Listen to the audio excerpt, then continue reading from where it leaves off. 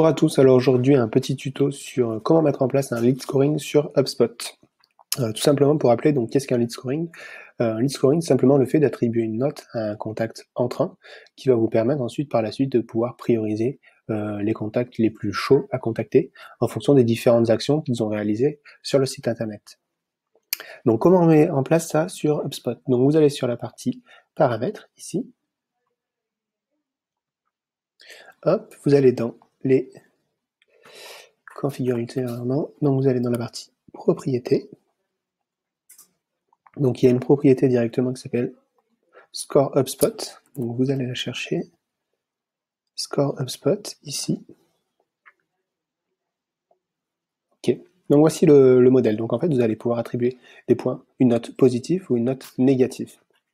Donc généralement en fait les critères vont être en fonction de la démographie de la personne, donc du lieu, du pays ou de la ville, en fonction bien évidemment de votre business. Hein. Chaque critère vont être différents. D'autres critères vont être liés directement à la fiche contact de la personne. Donc en fonction des champs qu'il aura remplis sur vos formulaires, vous allez avoir certaines informations, et ces informations, il faudra leur attribuer une note. Ou en dernier lieu, c'est en fonction des interactions qu'il aura eu sur votre site internet. Donc plus il aura rempli de landing page, plus il aura passé de temps sur votre site internet, plus la note va être haute. Donc pour ajouter un nouvel ensemble, vous cliquez directement ici, propriété de contact. Donc là, ça va être un critère en fonction de la fiche contact. Et on va prendre donc une propriété qui est importante pour tout marketeur, c'est le persona. Donc persona, donc ça c'est une propriété test.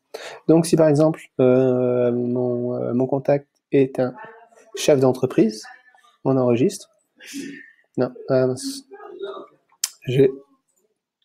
alors on recommence. Si mon persona donc est un chef d'entreprise, vous ajoutez, vous sélectionnez le SEO, vous ajoutez un filtre et vous enregistrez. Donc là, on peut régler le score. Donc par exemple, c'est vraiment une valeur importante pour votre entreprise, alors vous lui attribuez la note de 5. Si par exemple c'est un étudiant, à ce moment-là, vous allez pouvoir attribuer par exemple une note négative, parce que c'est vraiment pas la personne que vous souhaitez contacter. Donc toujours, propriété de contact, vous recherchez la propriété qui vous intéresse. Du coup, je tape n'importe quoi. Hop, persona lead scoring test, à l'une des valeurs, étudiant, et là, vous attribuez une note négative. Donc, par exemple, -4. On applique, on ajoute le filtre. Voilà, donc ensuite, avec le temps, voilà, vous allez rajouter des propriétés et des notes différentes. Plus le score va être important, plus la personne va devoir être appelée rapidement. Voilà, j'espère que vous avez tout compris, et puis je vous dis à bientôt.